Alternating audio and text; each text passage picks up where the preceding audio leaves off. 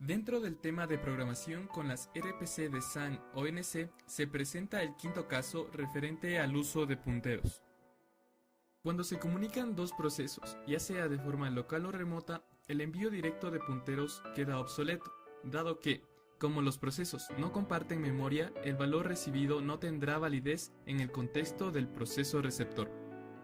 Para resolver este problema, el proceso emisor deberá enviar el objeto al que hace referencia el puntero, mas no la dirección de memoria.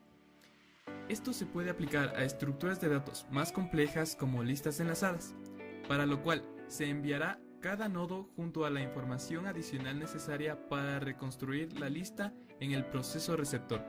El sistema RPC de ONC se encarga de realizar automáticamente todo este trabajo de serialización y deserialización de las estructuras de datos basadas en punteros. Esto permite que el programador gestione este tipo de estructuras de la misma forma que un programador convencional. Para mostrar cómo se manejan los punteros en este sistema se presentará un ejemplo en el cual vamos a extender el servicio con una nueva función. Esta función obtendrá el nombre de todos los usuarios que existen en el sistema remoto, retornándolos en una lista enlazada. Para empezar, creamos tres directorios para el IDL, el servidor y para el cliente, con el comando mkdir. Ingresamos a la carpeta IDL, en la cual escogemos el nombre del archivo que vamos a crear, el cual será el esqueleto del RPC SAN. Dentro del archivo copiamos el esqueleto que ya se nos provee de la página web como caso 5, en el cual se puede apreciar que se definen dos estructuras, las cuales nos permiten retornar una lista como resultado de la función de servicio. Completamos el código con el punto y coma faltante. Una vez que tenemos el archivo esqueleto del RPC, se compila con el comando rpcgen, lo que nos da 4 archivos. Estos 4 archivos van a tener que distribuirse en las carpetas cliente y servidor.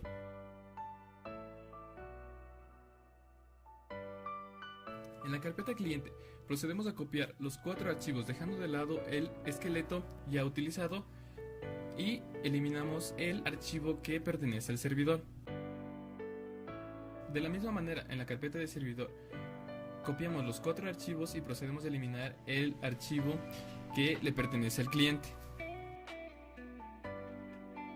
Una vez ubicados los archivos dentro de los directorios correspondientes, procedemos a generar la maqueta del archivo del servidor dentro del directorio IDL utilizando el comando rpcgen-ss.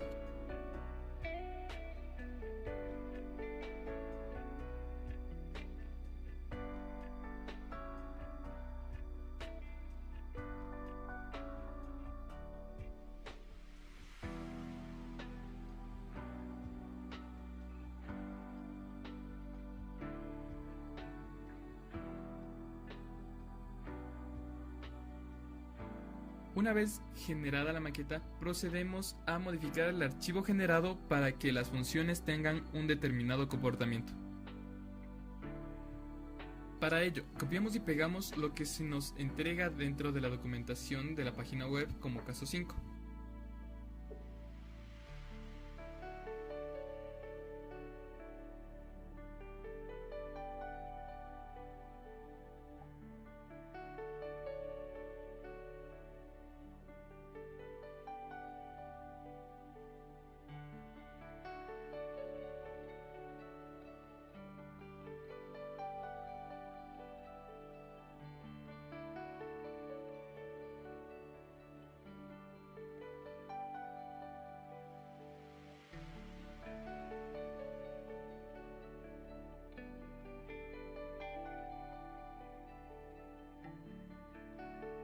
Realizamos este proceso tanto para el archivo generado dentro de la carpeta del servidor, tanto como para el archivo generado dentro de la carpeta del cliente.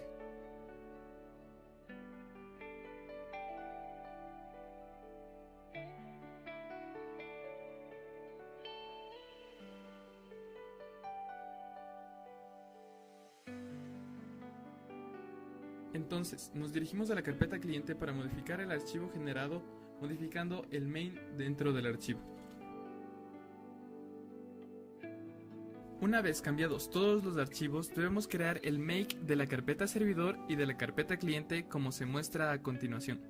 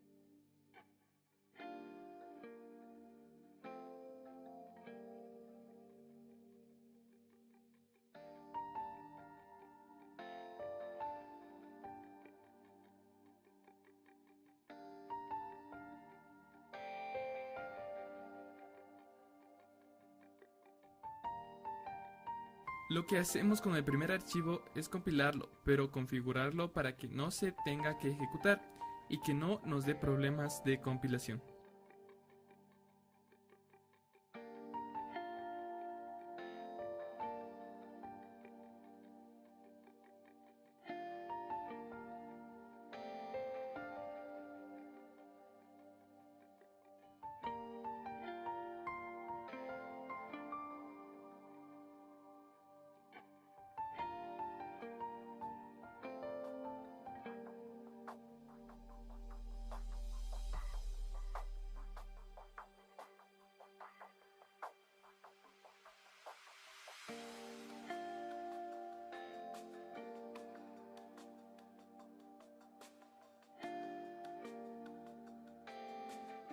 Una vez creado el makefile de servidor, procedemos a crear el makefile del cliente.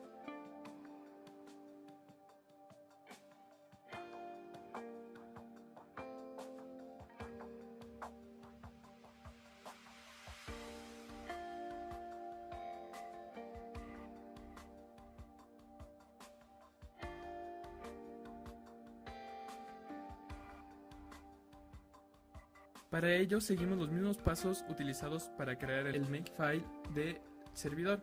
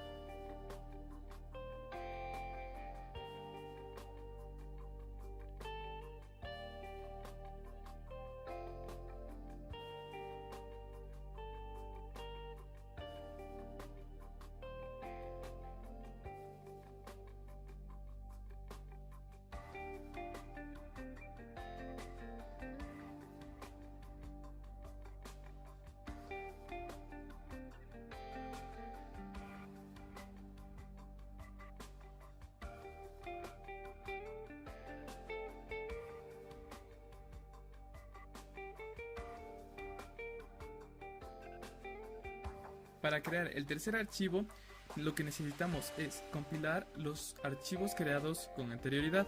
Para ello, ejecutamos el archivo con el comando make-f y el nombre del archivo.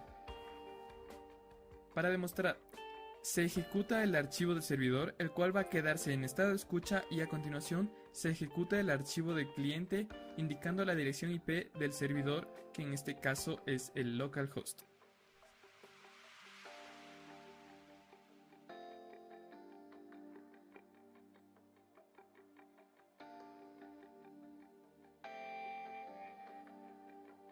Como se presentó en el caso 5, se crean los archivos makefile a partir de un esqueleto, tanto para el servidor como para el cliente.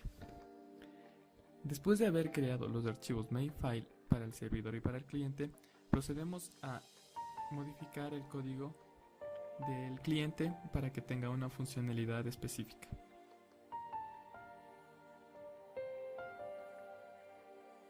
Como podemos observar, el archivo del cliente tiene una modificación para mensajes de broadcast y un menú para poder escoger entre seleccionar la temperatura o la humedad de los servidores.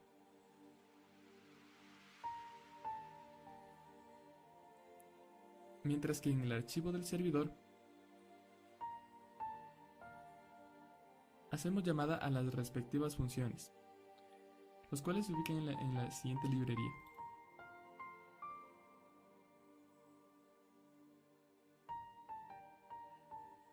El valor de la temperatura se obtiene mediante el comando sensors ejecutado desde la terminal, mientras que para obtener la humedad, a falta de recursos, fue obtenida de manera aleatoria.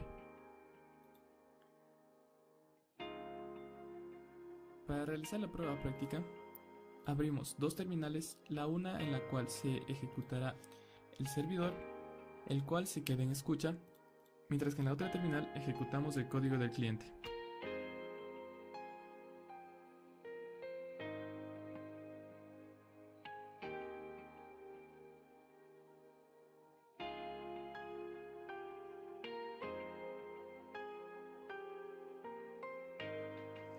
En el menú podemos solicitar la temperatura o la humedad. En este caso solicitaremos la temperatura.